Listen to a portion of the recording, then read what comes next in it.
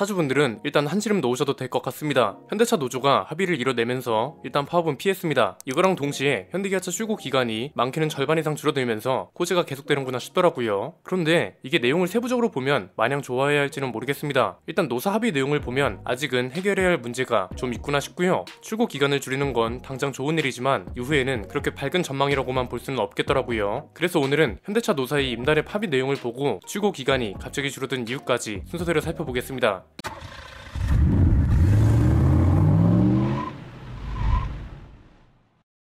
합의 안에 어떤 내용이 들어가 있는지 볼까요? 기본 월급 108,000원 인상, 경영 성과급 300%에 500만원을 더 지급하는 내용, 하반기 목표 달성 경력은 100%, 품질 향상 경력은 150만원, 미래 자동차 산업 변화 대응, 특별 격려 차원의 주식 20주, 이건 돈으로 따지면 360만원 정도 됩니다. 그리고 재래시장 상품권 25만원, 이런 게 포함되어 있는데 이 숫자들이 어디서 나온 건지는 딱히 근거가 없습니다. 어떤 성과가 있었기 때문에 성과급이 지급되는 건지, 하반기 목표 달성 관련된 것도 아직 성과가 나오지 않은 상태이기 때문에 명확한 근거를 찾아볼 수 없죠.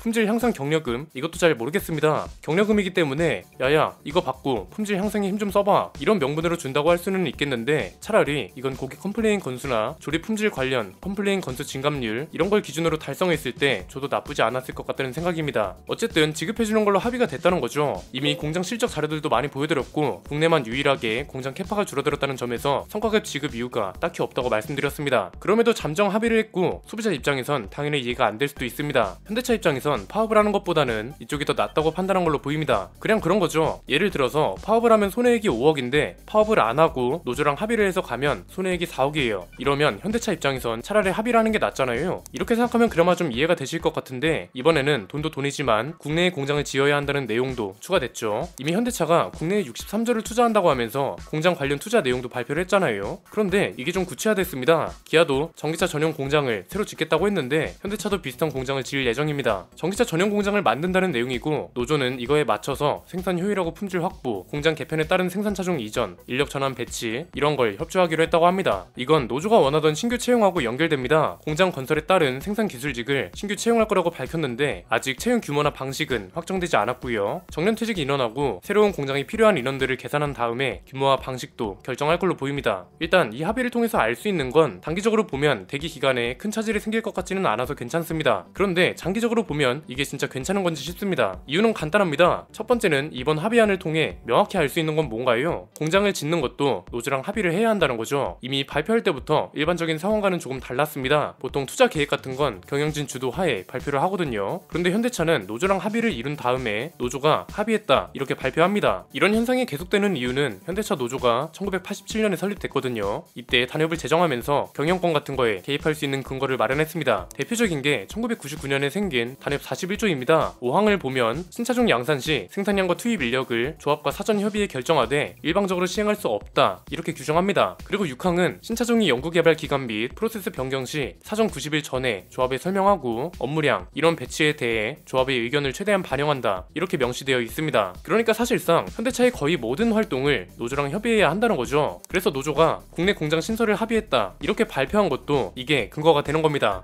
해외라고 다르지 않습니다. 해외는 해외 공장 신설, 증설, 해외 공장 차종 투입 계획 확정 시 조합의 설명회를 실시하고 해외 공장 신설 및 차종 투입으로 인한 조합원의 고용에 영향을 미치는 사항은 고용안정위원회의 심의, 의견을 거친다 이런 내용이었습니다. 그래서 미국 공장 설립 발표 당시에도 노조 반발이 심하다는 기사가 나올 수 있었던 거고 국내 투자 계획을 밝히면서 노조도 어느 정도 설득이 됐습니다. 그래서 뭐 국내 공장 건설 자체를 반갑게 보지 않는 사람들도 있었습니다. 하고 싶어서 하는 게 아니라 노조 때문에 하는 거라는 분들도 있는데 이건 너무 간 것 같고요. 문제는 이게 아니죠. 두 번째는 이러한 낡은 조항들 때문에 성과 없는 성과급이 일반화되고 이게 장기적으로 문제를 가지고 올 거라는 겁니다. 4년 연속 무분규 합의라고는 하지만 좀 시원한 느낌이 안 들죠. 그냥 단순하게 비교해도 느낌이 확 다를 겁니다. 쌍용차 노조는 토레스가 잘 되면서 공장 풀가동도 합의하고 무급 휴직까지 진행했습니다. 여기는 누가 봐도 노사가 같이 손을 잡고 희생에 총력을 다하는구나 이런 생각이 듭니다. 그런데 현대차 노사는 이번에도 달리주기식 합의네 이런 생각이 들 수밖에 없습니다. 왜? 성과 없는 성과급이 합의 내용에 있다는 게 가장 크죠. 성과급이라는 건 성과 성과가 먼저 증명이 되어야 하는 거잖아요. 그런데 이번에도 합의안을 보면 어떤가요? 성과가 증명되지도 않았는데 성과급이 지급되고 품질 향상의 근거를 증명하지도 못했는데 품질 향상 경력금이 지급됩니다. 심지어 회사 주식까지 준대요. 이걸 일반화시키는 순간 객관적인 판단을 할 수 없는 사람이라는 걸 증명하는 꼴입니다. 숫자로 제시를 해드렸으니 숫자로 반박이 들어오던가 해야죠. 일반적인 회사에서는 성과급이라는 것 자체가 굉장히 까다롭게 지급됩니다. 매출 같은 실적을 증명하든지 인사평가 결과가 근거가 되든지, 그리고 이걸 증명한다고 해서 성과급이 의무적으로 지급되는 것도 아닙니다. 그런데 성과 없는 성과급을 받는 사람들이 우리 같은 노조가 없었으면 요즘 사람들이 사람 취급은 받으면서 일할 수 있겠냐? 이런 소리를 한다고요. 이건 진짜 배 나온 아저씨가 집에서 치킨 뜯으면서 축구 선수들 욕하는 거랑 똑같은 겁니다. 아무도 공감 못하고 공감해 줄래야 근거와 명분이 없다는 거죠. 세 번째는 전기차 공장을 짓는다고 하긴 했는데 이게 나중에 또 다른 과제를 남길 수 있다는 게 문제입니다. 자, 노사가 합의한 내용을 보면 신규 채용 관련 내용이 있습니다. 이게 미국하고는 조금 다른 게, 미국은 공장 자체에서 신규 채용이 일어나는 건 아니거든요. 이 공장이 지어지면서 물론 채용이 늘어나긴 하겠지만 이것보다도 협력업체 일감이 늘어나고 배터리 공장이 생기고 전기차 인프라가 늘어나면서 관리 인력이 필요합니다. 직접적 일자리 창출이 아니라 간접적 일자리 창출이 더 크다는 거죠. 일단 구체적인 채용 규모나 인원은 확정되지 않았지만 어쨌든 신규 채용 내용이 들어간 건 맞습니다. 원래 새로운 공장에 로봇 100대를 도입하기로 했는데 이 숫자를 줄이면서 사람 채용을 늘리는 걸로 갔을 가능성이 높죠. 이게 문제가 될 수 있다는 겁니다. 숫자랑 같이 볼까요? 올해 상반기 실적을 보면 자동차 생산 실적은 작년 대비 2%가 줄었습니다. 내수 판매량은 11.3%가 줄었고요. 그런데 오히려 수출은 1.5% 늘었습니다. 이 말은 뭔가요? 만약에 차를 100대 생산했어요. 기존에는 국내랑 수출 물량을 절반씩 배분했는데 올해는 작년보다 국내 배분량이 줄고 수출 배분량이 늘었다는 거죠. 수출액만 봐도 체감이 됩니다. 상반기 기준인데 2020년은 코로나19 사태 때문에 주춤했습니다. 이때를 제외하면 꾸준히 성장세였습니다. 반도체 대란에 원자재 대란까지 있는 올해도 작년보다 수출액이 올라갈 거라고 전망하고 있습니다. 이 얘기는 뭐다? 국내 공장 생산 파이가 이미 포화 상태를 넘어섰다는 거죠. 기업은 이익이 따라오는 쪽으로 움직일 수밖에 없거든요. 국내 투자의 이상적인 방향은 뭐라고 말씀드렸나요? 미국처럼 공장 파이 자체를 늘리는 거죠. 방법은 두 가지입니다. 인력 배분을 더 효율적으로 하거나 로봇을 도입하는 겁니다. 둘 다 공통점은 어쨌든 인력 감소는 필요하다는 거죠. 라인에 2명이면 충분할 거 4명이 있었다면 2명이 줄어야 한다는 거니까요. 이게 수요 붕괴와 연결되면 상황이 진짜 안 좋아질 겁니다. 지금 추구 대란이 2년 만에 풀린다고 합니다. 생산량이 늘었다는 점, 반도체 수급이 조금씩 나아지고 있다는 것도 요인이긴 합니다. 그런데 여기서 진짜 중요한 건 수요 감소입니다. 할부 금리 상승, 스태그플레이션이라 불릴 정도로 심각한 경기 상황, 이런 것 때문에 수요 위축이 점점 심해지고 있습니다. 가장 먼저 원유 관련 통계치에서 이게 드러났고, 고유가, 고금리, 이 와중에 자산 가치는 하락하는 문제로 수요가 침체될 거라는 겁니다. 이렇게 되면 출고 대기가 해소된 이후에는 오히려 수요가 공급을 못 따라가는 현상이 생긴다는 거죠. 그러면 결국 공장 파이도 줄여야 하는 상황이 생긴다는 거고, 이때는 진짜 인력 문제로 노사가 크게 충돌할 수 있다는 거죠. 이 상황이면 현대차도 대안이라고 할 만한 걸 딱히 내놓을 수 없는 상황일 거니까요. 그래서 저는 이번 합의안을 보면서 아쉬웠던 게, 일단 파업이라는 최악의 상황을 피해간 건 노사 모두 잘한 결정입니다. 그런데 이제는 좀 생산적인 이야기가 오갈 때가 되지 않았냐는 겁니다. 아직도 임금 관련 이야기가 중심이 되고 있습니다. 그런데 오히려 임금 얘기만 하기보다는 장기적으로 봤을 때 어떤 방향으로 가는 게 회사와 노동자 모두 이득인지 논의하는 게 이제는 필요하지 않을까요? 예를 들면 새로운 공장을 로봇 중심으로 돌렸을 때 효율이 어느 정도 올라가고, 이 덕에 협력업체는 일감이 어느 정도 늘어난다는 걸 논의하고요. 이에 따라 자연 감소 이후에 남은 생산직 인력이 추가로 투입될 수 있는 일자리는 뭐가 있고, 이 일자리는 일정 수준의 성과만 유지해 준다면, 사측이 보장해 준다는 식의 방향으로 갔다면 좀 더 생산적인 논의가 되지 않았을까 싶습니다. 지금은 당장 앞에 있는 걸 해결하려고 장기적인 문제를 계속 뒤로 미루고 있는 느낌입니다. 실제로 최근에 완성차 업계에서 어떤 일이 있었냐면, 영업사원이 계약만 성사시켜도 인사평가에 활용되는 포인트를 지급했다고 합니다. 보통 인센티브는 출고가 완료된 이후에 주는 게 맞거든요. 계약은 성사와 취소가 자유롭잖아요. 그런데 최근에 수요가 갑자기 급감하기 시작해서 계약만 해도 포인트를 주는 조치를 취했다는 겁니다. 우리나라뿐 아니라 전 세계적인 문제입니다. 단기적인 문제가 심각한 와중에 장기적인 문제까지 신경 쓰지 않을 수 없는 상황이라 예민하게 분석하고 전망하는 게 필요한 시기인 것 같습니다. 오늘 내용은 여기까지입니다. 내용이 유익하셨다면 구독과 좋아요, 알림 설정 부탁드립니다. 저는 김승현 안PD의 스포일러 안PD였습니다. 감사합니다.